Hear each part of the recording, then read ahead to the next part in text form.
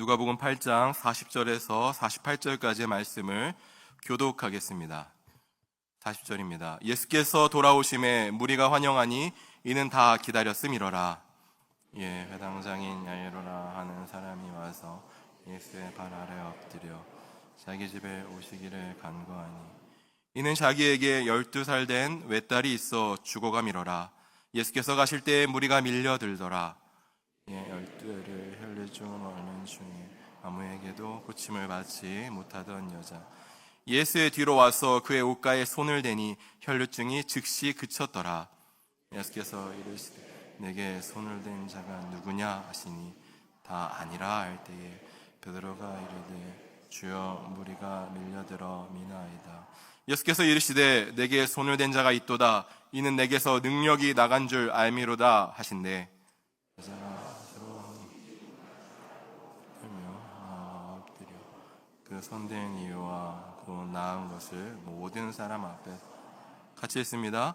예수께서 이르시되 딸아 내 믿음이 너를 구원하였으니 평안히 가라 하시더라. 아멘. 모두 자리에 앉겠습니다. 우리 주님 사랑하시는 분은 아멘으로 대답해 보시기 바랍니다. 할렐루야. 할렐루야. 감사합니다. 여러분 간밤에 평안하셨습니까?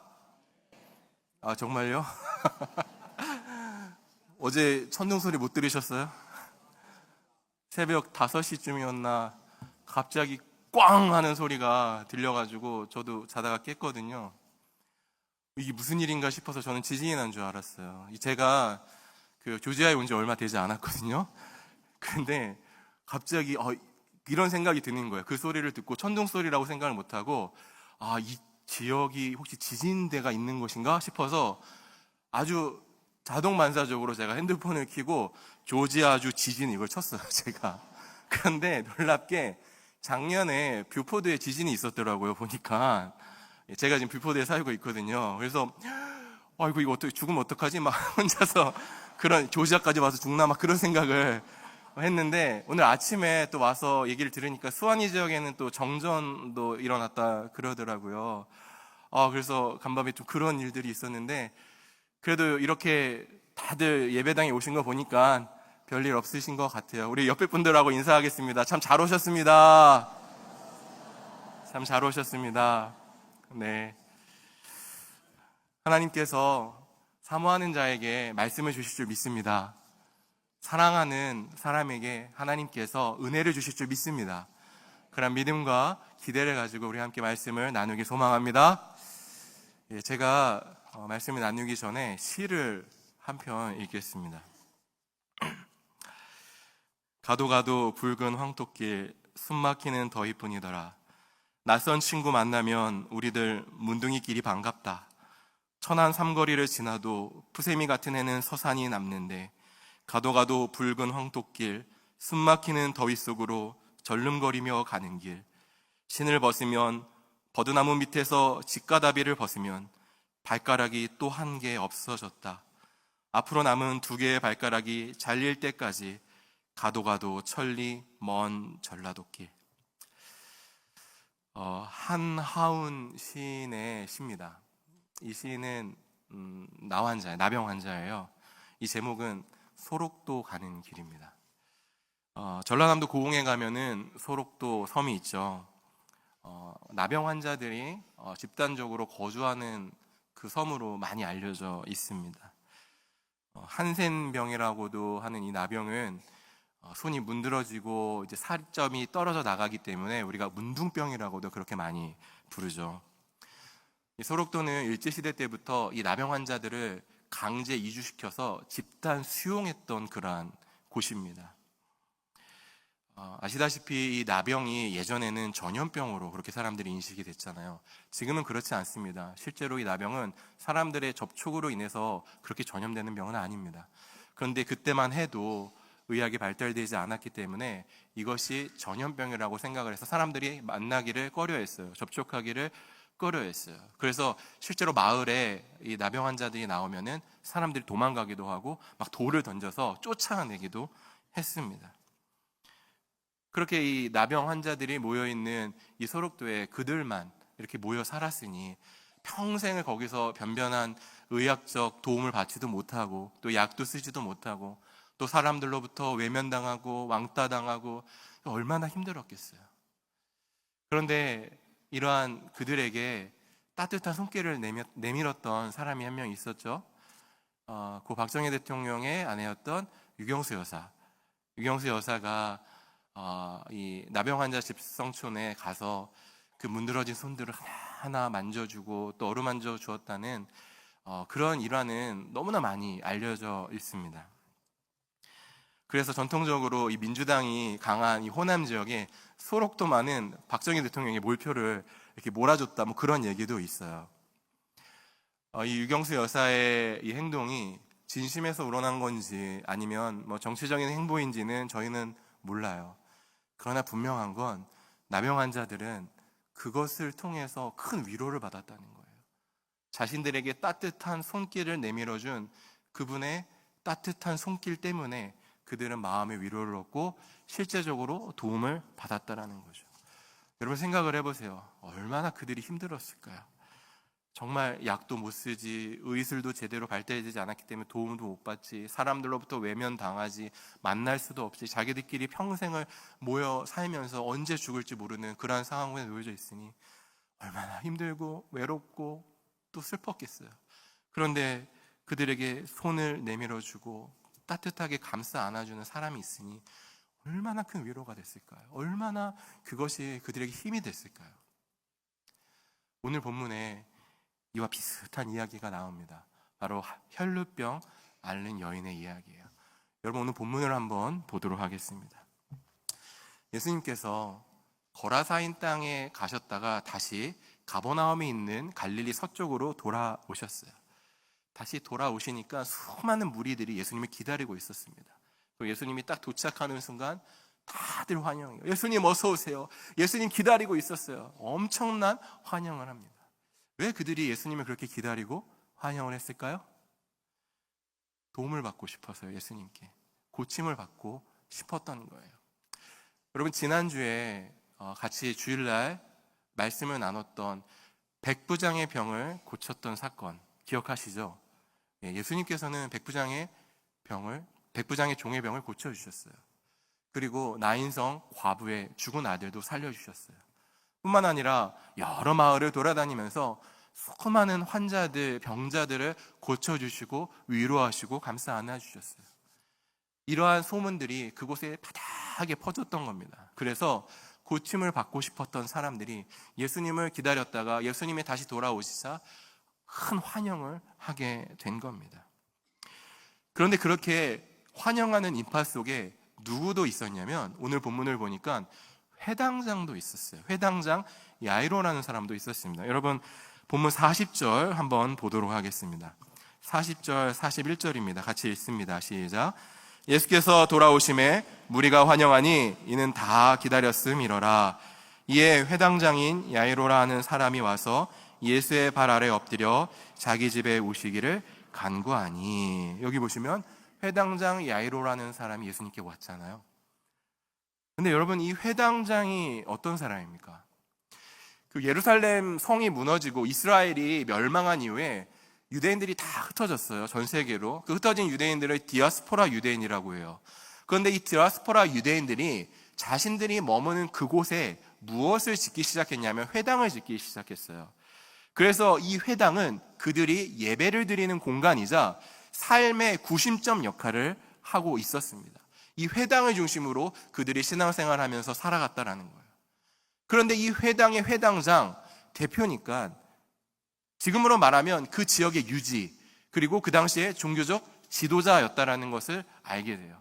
유대인 중에 유대인이었고 아마 유대인의 장로였을 겁니다. 그런데 이 사람이 예수님 앞에 와서 무릎을 꿇었다. 여러분 우리가 이것을 그냥 그럴 수 있다라고 생각할지 모르지만 그렇지 않습니다. 왜냐하면 성경을 읽다 보면 이 당시에 유대인 장로들이나 아니면 바리새인들 이들은 예수님과 친하지 않았어요.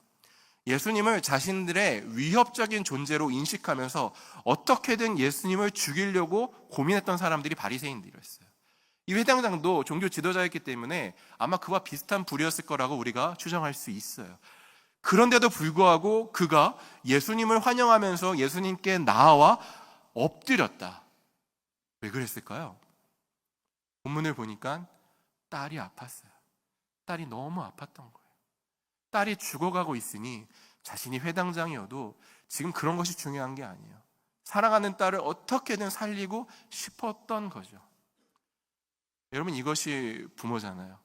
자식의 문제 앞에서 강한 부모는 아무도 없습니다. 내가 회당장이라고 할지라도 내 딸이 죽어가는데 어떻게든 살리고 싶었어요. 그래서 예수님 앞에 나와 엎드려 무릎을 꿇은 겁니다. 여러분, 그런데 이것을 바꾸어 생각을 해보자면 이 회당장은 예수님께 가면 내 딸이 나을 수 있을 거라는 뭐가 있었던 거야? 믿음이 있었던 거예요.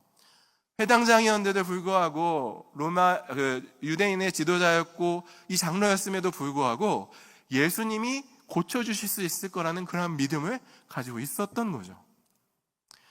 어쨌든 예수님은 그 회당장의 요청을 들으시고 그의 집으로 가는 길이셨어요. 그래서 가는 중이었는데, 그런데 마침 그때 이제 누구를 만나나요? 오늘 본문의 주인공인 혈루병 앓는 여인을 만납니다. 여러분, 혈루증이 어떤 병이냐? 끊임없이 하혈하는 병이에요. 우리 여자들이 한 달에 한 번씩 생리를 통해서 하혈을 하잖아요. 그런데 이 혈루병은 여성의 그 자궁에 어떤 문제가 있어서 하혈이 끊임없이 나오는 거예요. 그러니까 뭐 시도 때도 없이 계속 하혈을 하는 겁니다. 우리가 읽었던 오늘 누가복음에는 단지 그 12회를 혈루증 앓는 중에 아무에게도 고침을 받지 못했다라고만 나오는데, 이 동일한 사건을 기록한 이 마가복음에는 이것을 조금 더 구체적으로 설명을 합니다. 이런 마가복음으로 한번 넘어가 보도록 할게요. 마가복음 5장 25절에서 26절 말씀입니다. 여기에 보시면은 12회를 혈루증으로 앓아온 한 여자가 있어 많은 의사에게 많은 괴로움을 받았고 가진 것도 다 허비하였으되 아무 효험이 없고 도리어 더 중하여졌던 자에. 여기 보시면 이 사람이 많은 의사를 찾아갔대요. 많은 의사를 찾아갔는데 효험이 있었습니까? 없었습니까? 없었어요. 의사들이 이 여인의 병을 못 고쳤던 거예요. 그런데 갈 때마다 자신의 돈을 계속 썼겠죠. 그렇게 돈은 계속 쓰는데 병은 고치지 못하고 본문을 보니까 오히려 병이 더 심해졌던 겁니다. 그에게 남은 거라고는 빈털터리 가난과 더 심해진 질병뿐이었었던 거예요. 그러니 얼마나 낙담되겠어요. 얼마나 힘들었겠습니까? 12년 동안이나 이것을 고치려고 부단히 노력했는데 고쳐지지가 않는 거죠. 여러분, 그런데 이뿐만이 아니에요.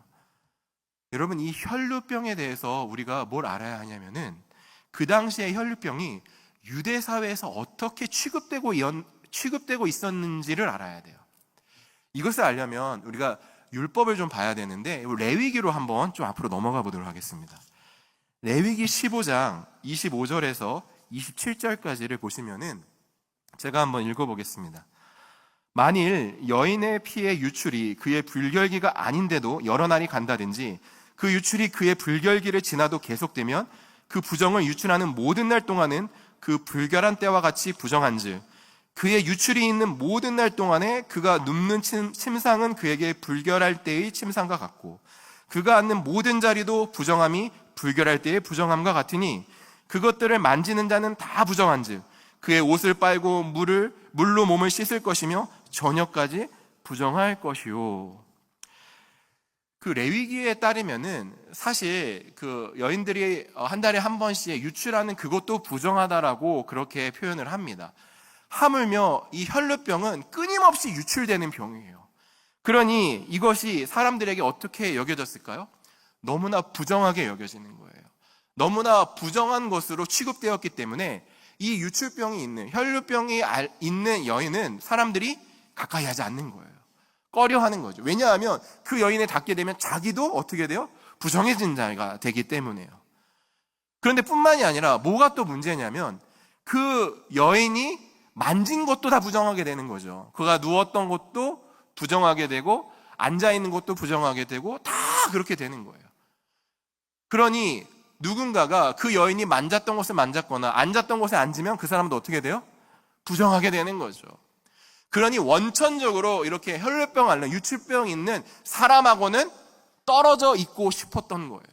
그래서 이 당시에도 이들을 이 성 바깥으로 내보냈습니다. 유대인들은요. 그리고 이들과 접촉하는 거를 극도로 싫어했을 뿐만이 아니라 그들 앞에 나타나면 도망가거나 아니면 진짜 막 돌을 던져가지고 내쫓기도 했다라는 그런 기록이 있어요. 그러니까 이 여인은 얼마나 힘들었을까요? 자기의 병을 고치지도 못했을 뿐더러 다른 사람들과의 만남도 가지지 못하고 왕따를 당하고 소외당하고 외면당하고 마치 소록도에 있는 나병 환자처럼 그들보다 더 어쩌면 힘들고 괴로운 그러한 시간들을 보냈을지 모릅니다. 그런데 이 여인이 소문을 듣는 거예요. 어떤 소문이요? 예수님에 대한 소문이요. 예수라는 사람에게 가면 병을 고칠 수 있더라. 예수라는 사람에게 가면 그 사람이 병을 낫게 하더라. 이 소문을 들은 거예요. 그러니 이 여인에게 어떤 생각이 딱 떠올랐냐면, 그래, 차라리 이렇게 시간을 보내고 죽느니 그 예수라는 사람한테 한번 가보자. 내가 그분의 옷가에 손을 대기만 해도 나을지 몰라. 이런 생각을 하고 예수님께 가기로 결심을 한 겁니다. 여러분, 이것이 얼마나 큰 각오였는지 아시겠죠? 혹시나 몰래 그렇게 가서 예수님의 옷가에 손을 대려는 그 과정 가운데 누구라도 알아보거나 아니면 자신의 정체가 들키면 어떤 봉변을 당할지 몰라요. 그럼에도 불구하고 이 여인은 결심을 한 거예요. 왜요? 너무 힘들었기 때문에. 아무도 그를 고쳐줄 수 없었고 아무도 그녀를 거들떠보지 않았기 때문에 그는 예수님께 가야겠다라고 결심을 한 겁니다. 그래서 아주 몰래, 남들 몰래 은밀하게 갑니다. 그리고 성경에 보니까 뒤로 돌아가서 예수님의 옷가에 손을 댑니다. 여러분, 그러자 어떤 일이 벌어졌어요? 오늘 본문 다시 돌아와서 44절을 한번 보시기 바랍니다. 누가복음 8장 44절 같이 읽습니다. 시작. 예수의 뒤로 와서 그의 옷가에 손을 대니 혈루증이 즉시 그쳤더라. 할렐루야. 여기 보면 혈루증이 차차 점차적으로 그쳤다고 얘기하지 않아요. 즉시 한 방에 그 자리에서 바로 났다라고 얘기를 하는 거예요. 마가복음은 조금 더 극적으로 이것을 표현을 합니다. 마가복음 5장에 보면은 5장 29절에 보면은 이에 그의 혈루의 근원이 마르메라고 나와요. 혈루의 근원, 병의 근원이 났다라는 거예요. 그리고 그것을 본인이 깨달았다는 거죠. 이 여인은 알았던 거예요. 예수님의 옷가에 손을 딱 대는 순간 갑자기 자신의 몸에 변화가 일어난 거예요. 근데 그게 느껴지는 거예요. 몸이 이상하네. 몸이 괜찮아지네. 계속 평생 동안 흘러왔던 그러한 피가 멈춘 거예요. 하혈하던 그 고통스러웠던 그 피가, 고통이 딱 멈춘 겁니다. 너무 자기가 놀라는 거예요. 기적이 일어난 거죠. 여러분, 우리가 이 이야기를 여기까지만 딱 들으면, 그래, 우리한테는 이런 믿음이 있어야 돼. 내가 이러한 믿음을 가지고 주님께 나아가야지. 그러면 주님께서 나를 고쳐주실 거야. 주님은 우리에게 이런 믿음을 요구하시죠. 우리는 이렇게 이 본문을 이해하면서 받아들일 수가 있어요. 여러분, 그런데 과연 이 본문이 우리에게 이 혈루병 앓는 여인의 믿음을 본받으라고 얘기하는 걸까요? 물론 이 여인의 믿음을 우리가 가지고 있어야 합니다. 믿음이 없이는 하나님을 기쁘시게 못한다고 성경이 분명히 얘기합니다. 주님께서도 병자를 고쳐주실 때마다 항상 그의 믿음을 보시고 고쳐주셨어요. 여러분, 그런데 여기에서 이 혈루병 앓는 여인의 믿음보다도 우리가 더 주목할 게 있어요. 사실 이 누가복음에서 누가는 이 혈루병 앓는 여인의 믿음보다도 더 강조하고 싶었던 것이 있어요. 그럼 그게 무엇이었냐? 여러분, 누가가 누가복음을 기록할 때 맨 처음에 뭐라고 1장에서 얘기하냐면, 나는 예수님에 대해서 증언하기 위해서 이것을 기록한다, 펜을 들었다라고 분명히 표현해요. 다시 얘기하면 그는 예수님이 누구신가를 얘기하기 위해서 이 복음서를 썼다라는 거예요. 그렇다면 우리는 복음서를 묵상하면서 읽을 때마다 무엇을 발견해야 되냐? 예수님이 누구신가를 발견해야 되는 거예요. 자, 그럼 오늘 본문에서 예수님은 어떤 분이십니까? 병을 깨끗게 하시는 분이에요. 병의 근원까지도 마르게 하시는, 치유하시는 예수님이신 거예요. 오늘 본문은 그것을 우리한테 알려주고 있는 겁니다. 여러분, 그런데 여기에서 또 하나 우리가 생각해야 될 것은, 사실 다른 본문에도 치유하시는 예수님에 대한 사건은 많아요. 백부장의 종을 고쳐주셨던 것도, 나인성 과부의 죽은 아들을 살려주실 때도, 중풍병자를 고쳐주실 때도 예수님은 다 치유하시는 예수님으로 거기에 등장을 합니다. 그러면 이 본문에는 다른 본문에서 발견하는 것 외에 혹시 더 깊은 뜻이 있지 않을까? 여러분, 그것이 있을까요? 없을까요? 없으면 제가 말을 하겠습니까? 네? 있으니까 제가 얘기하는 거 아닐까요? 그게 뭘까요? 사실 그게 중요해요, 오늘. 여러분, 아까 우리가 레위기를 보면서 율법에서 부정한 자가 만지면 어떻게 된다 그랬죠? 부정해진다라 그랬죠. 자, 이 혈류병 앓는 여인이 누굴 만졌어요?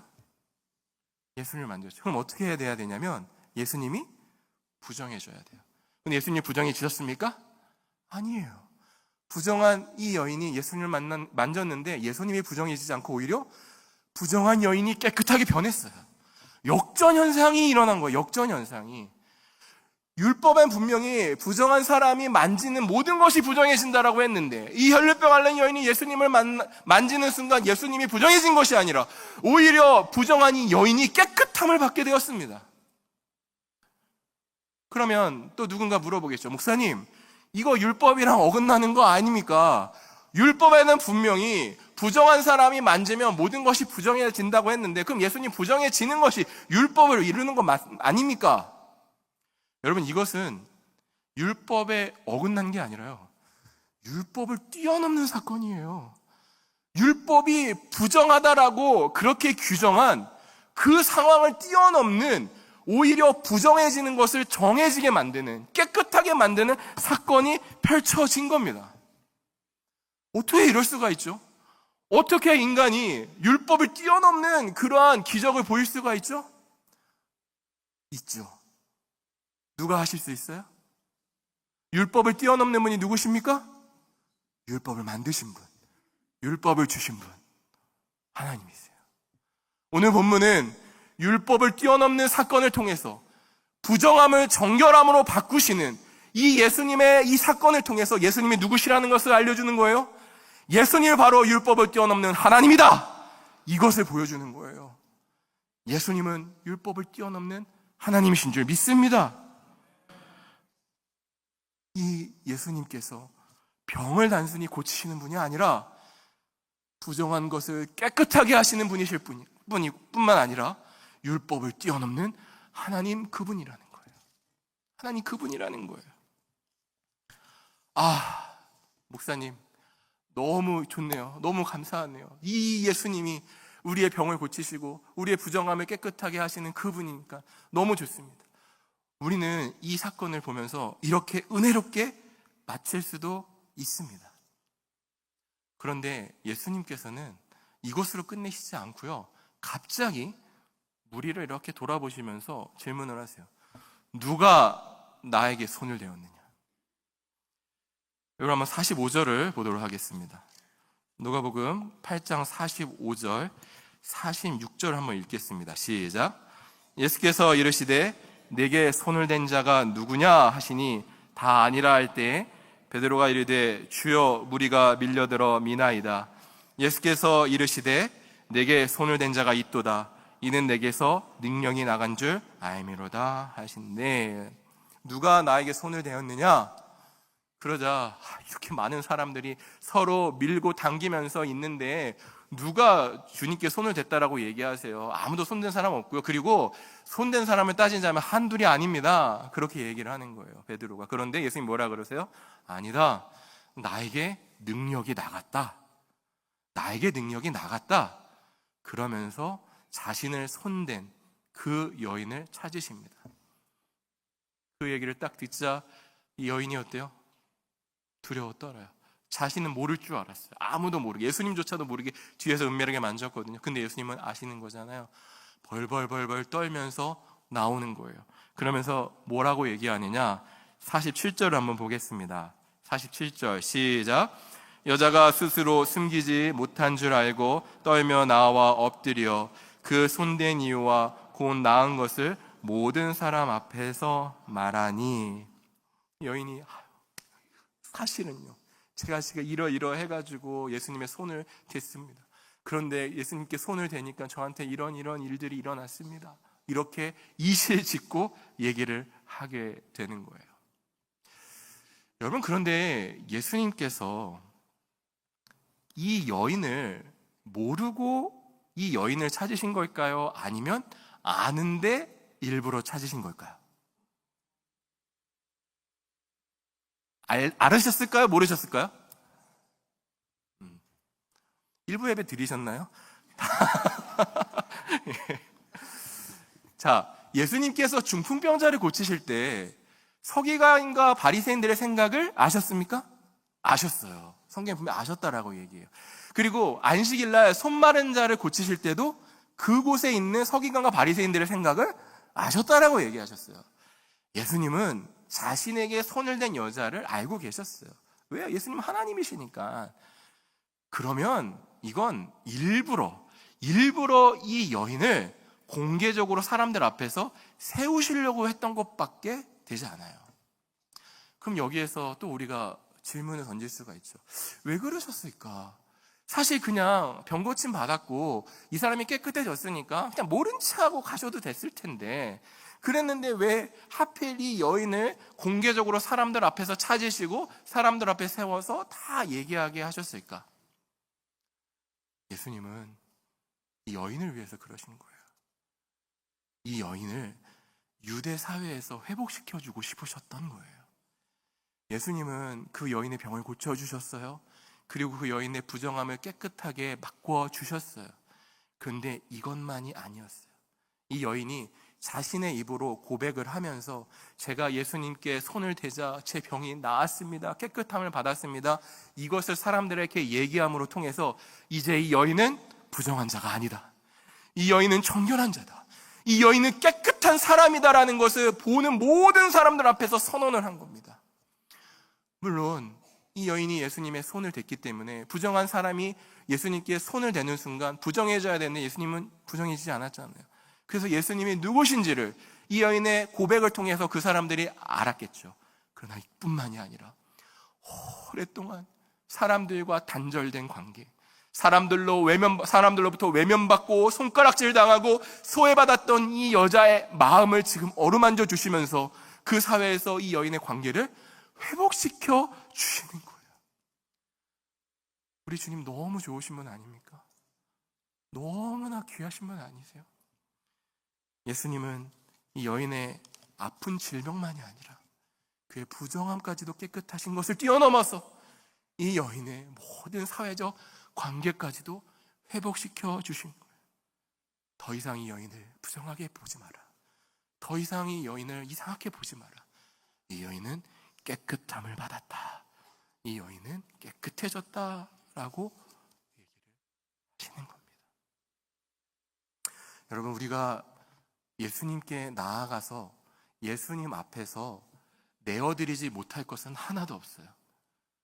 다른 사람들에게 말하지 못할 과거의 잘못이 있고 죄악이 있고 또 말 못할 고통과 슬픔이 있을 수 있습니다. 그러한 질병이 있습니다.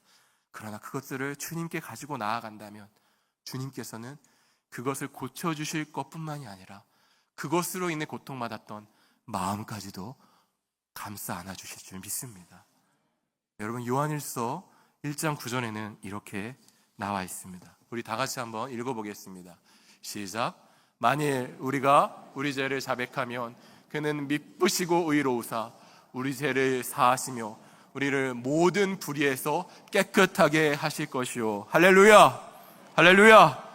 주님께서 모든 것을 깨끗하게 하신다고 약속하셨습니다.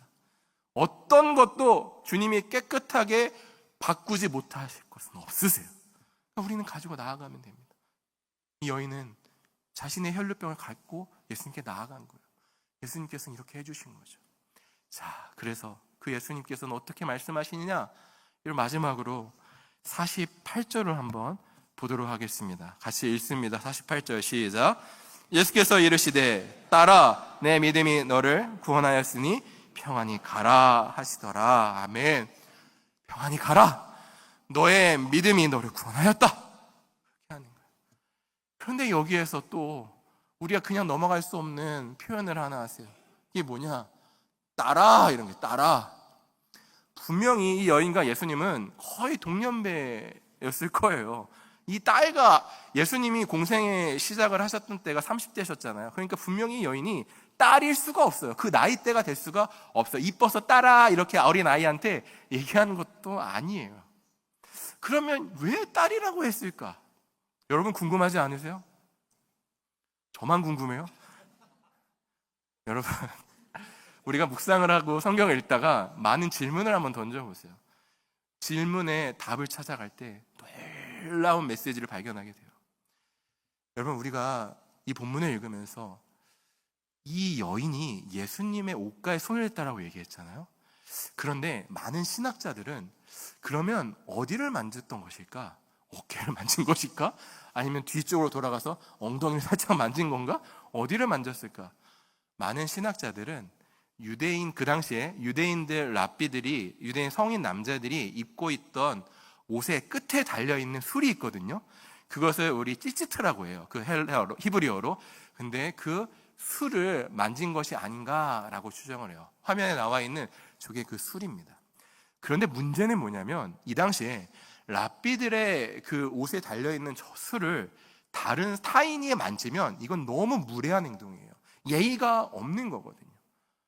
그런데 이 여인이 이 찌찌트를 만졌는데, 자, 공개적으로 예수님의 옷을 만졌고 자기가 회복됐다는 거 다 얘기했죠. 예수님께 치유받았다. 오케이, 좋습니다. 그런데 문제는 이 찌찌트를 만졌으니까 어떻게 된 거예요? 이 여인은 아무리 회복됐고 치유를 받았다 하더라도 무례한 여인이에요. 예의 없는 여자가 되는 거죠.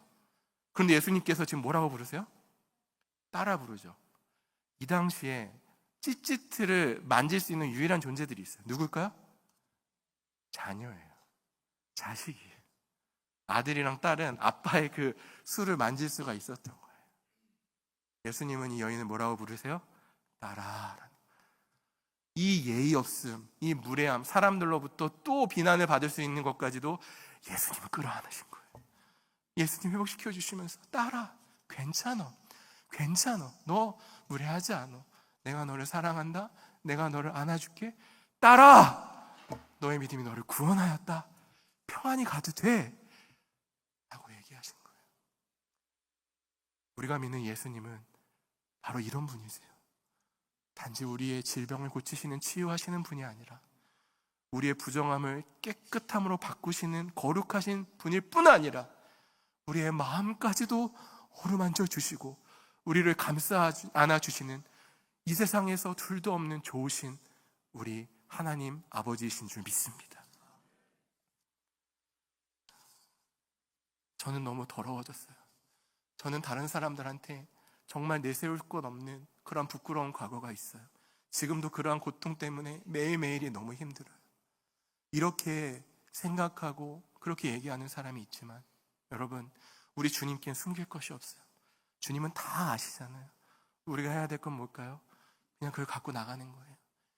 혈류병 앓는 여인이 믿음을 가지고 주님께 자기 것을 가지고 나아갔을 때 주님께서는 그의 병을 고쳐주시고 그를 깨끗게 하시고 회복시켜 주시고 감싸 안아주시고 모든 것을 회복시켜 주셨어요. 단순한 질병으로서의 회복이 아니라 온전한 회복을 보여주시는 거죠. 우리 주님께서 고치지 못하실 병은 없는 줄 믿습니다. 우리 주님께서 깨끗하게 못하실 것은 없는 줄 믿습니다. 우리 주님께서 감싸 안지 못할 사람은 아무도 없는 줄 믿습니다. 우리가 이것을 기억하시면서 바라기는 혈류병 앓는 여인처럼 이 믿음을 가지고 주님께 나아가서 우리를 온전케 하시는 그 주님의 사랑, 그 주님의 은혜, 그 회복을 경험하는 저와 여러분이 되게 주님의 이름으로 축복합니다. 아멘.